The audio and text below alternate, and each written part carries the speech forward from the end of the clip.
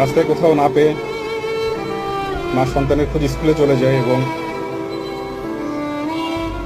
শিক্ষকদের জিজ্ঞাসাবাদে তিনি জানেন তার মেয়ে চলে গেছে 10টার পরেই।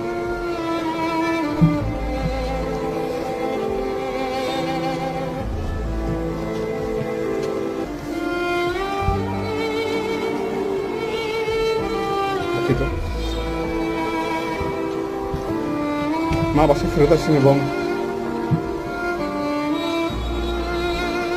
দুপুর আনুমানিক 3:30টায়